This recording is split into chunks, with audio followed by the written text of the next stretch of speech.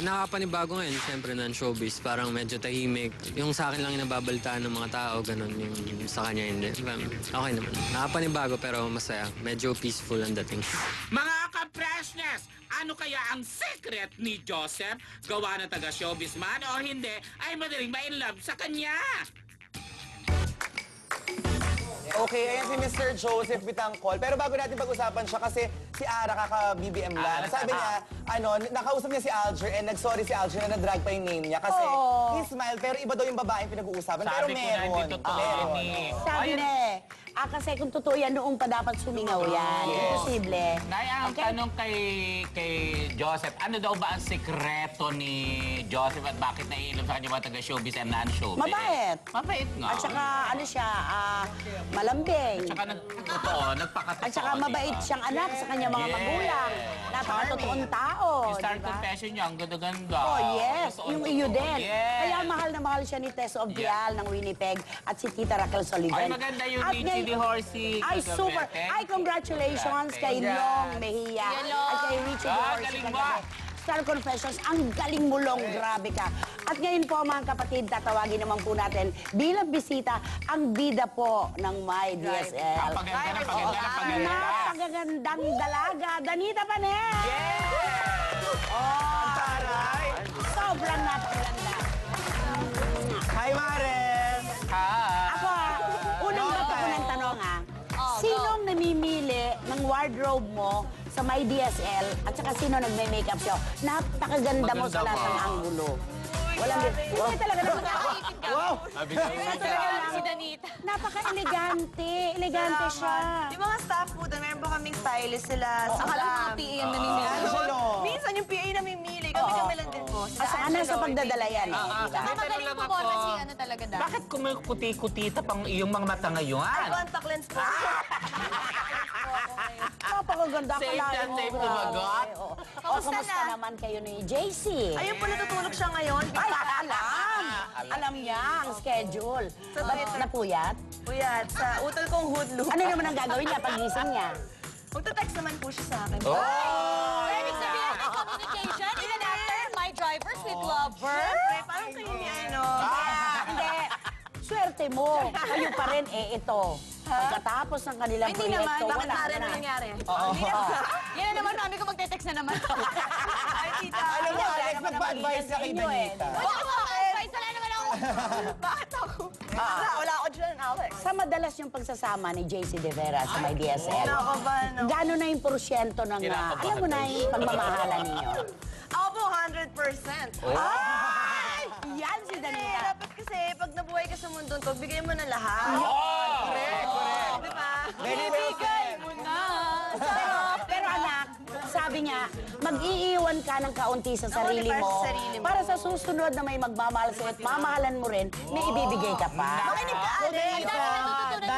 Dan, gano'n ka-special si JC sa'yo ngayon? Sobrang special niya. Special child? Alam mo na yun? Meron akong blind item, baka alam ni Danita to. Sino naman ang mga magkarelasyon na nung minsang magpunta ng ng simbahan yung lalaki? Yung babae nakita sa labas naghihintay. Ako yun! Oh, ginawa natin yung Yung Adoration Chapel po yan. Kasi pumasok siya na nakasapatos, may nagdadasal, nagalit, ang sama ng tingin, gumanon talaga. So, sabi ko, hindi na siya labas. Okay naman kay Mama Day, Titi Tumani, si JC. Opo, niya po si Mami, nakagano'n. Aba naman. Okay naman sa kanila. Okay naman po. Tao naman kasing nakikiharap. Tsaka mabait naman, gentleman naman si Jay. Oo, tama, totoo yun. Oo. Ano mga abangan namin sa Isang linggo na lang po ang My Driver Sweet Lover. Kaya maraming salamat po sa lahat. Sa lahat ng mga tumutok gabi-gabi saka sa replays. Talagang grabe yung support nila sa Twitter, sa Facebook. Kahit pag nasa labas ako, tinatawag nila ang Ma'am Gabi kasi sobrang nakakatawa. Ang ganda naman kasi, di ba? Naiinis ako dun sa yung blind item mo na may barel. Tom ba yun? Si Tom? O kinakawawa si JC. Charing! Na-apektuhan So, sila. sa character. Ano ba dapat inaabangan sa last week ng My Driver, Sweet Lover? Maraming mangyayari. Wait lang. Nagkaroon ng... May kasalan mong magaganap between Gabi and Ra... Meron, pero hindi ko sabihin kung sino. At may Basta mamamatay. grabe. May mamamatay. Ang dami talagang mangyayari na hindi nyo akalain na mangyayari. Ay, At pagkatapos ng may DSL, Nakakatakot syempre, naman. meron na syempreng nakalaan na proyekto Oo ang TV5 para naman kay Danita, di ba? Okay? Galing. So, may show ka, Danita. Yes, sa Valentine's po, bilang wala pong kadate, nandun po ako sa Manila Hotel. Ang title po nun ay The Balladeers on Valentine's Day. Makakasama ko po si Mark Bautista, Wow. Eric Santos, Kay Rosas, at maraming pang iba. Sana supportan niyo. Syempre, kay Mama Day ang production na yan. Taon-taon yan, 15 taon na yan. Kaya ako yung ganyan. bida sa concert. Syempre, okay? So, maraming salamat sa iyo, Danita. Thank you so The Rock much. Diva, Danita Paner. Yeah. Para mag-ina lang tayo, ano ba yun? Magkaibigan matalik, okay? Yes, ito naman ang part 4 ng ating house raid ni Vicky Bello. Bakit? Okay, sandali lang muna. Okay, sige. Kumusta at maraming salamat kina Emily Balagot, Aiza Mirasol, mga taga Marikina po sila na talaga nakatutok, si Tita Glo, dito lang sa Mindanao Avenue. Kay Ix, Villena and Tito Tix, Karen Martinez, Edgar Medina, Eddie Badeo, and Janet and Tita Ellen Lising, maraming salamat. Ito na ang part 4 ng house raid natin ni Vicky Bello. Kaya mo yan, kaya mo yan. Ito po. Hinga ng malalim anak dito. Galing sa... Okay. Ito ang bahay ni Vicky ulit. Sa magpapatuloy ng house raid ng favorite and most in-demand cosmetic and beauty doctor of the stars na si Vicky Bello, ay sisilipin natin ang kanyang pinakamalaking dining area. This is the dining room na napaka-cold. Never po kami kumakain dito. Siguro sa isang taon, mga 5 beses na kami kumakain dito. Kasi, I don't know, for some reason, hindi siya cozy. So, mas mahilig kami kumain sa kusina. So, eto, dito lagi kami kumakain. This is where we eat normally. Ito, very casual dining. Open secret naman ang pagkahilig ni Doktor sa mga imported chocolates. Kaya ito naman ang kanya ipasisilip ngayon. Actually, most of my chocolates are in my mom's house. Kasi sa dami po ng tsokolate na binibigay sa akin ng lahat ng tao, hindi na kumakasya dito, so nasa ibang bahay na siya. At saka pinapalabas ko kasi kailangan ko po pumayat. At pag nandito siya, kinakain ko. Ito po ang binigay sa akin itong Christmas lang. One Christmas lang. Ito, lahat ng chocolate. Yan, lahat. Godiva.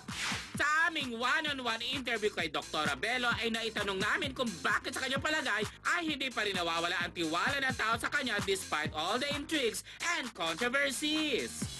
Oh no, I felt so good kasi of course the last 2 years I was so worried na maapektuhan ang profession ko. And I was so happy kasi we were voted the most trusted brand by the Reader's Digest. And then by the Entrepreneur Magazine, we're voted top 10 businesses of the decade, of the last 10 years. Sabi ko, ay, hindi pala. They still trust me. And I'm very happy that people are still naniniwala pa rin sila sa akin. Abangan bukas dahil marami pa tayo matutuklasan sa mansyon ni Dr. Vicky Bello. Dito lang yan, syempre sa Cheesy! Next quiz! Baron Geisler, ipinapapasok ni Yasmin sa mental. Dito lang yan sa Cheesy!